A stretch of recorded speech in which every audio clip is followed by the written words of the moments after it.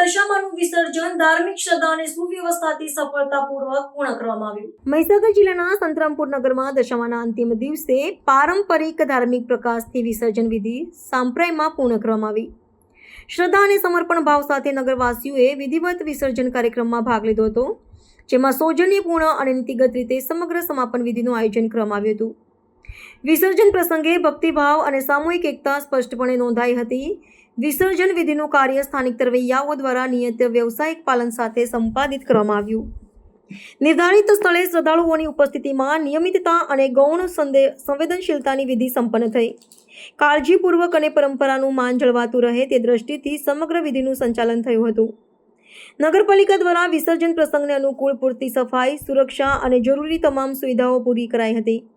સ્વચ્છતા અને સુવ્યવસ્થિત આયોજનના કારણે સમગ્ર વિધિ માહોલ સફળતાપૂર્વક પૂર્ણ થયો.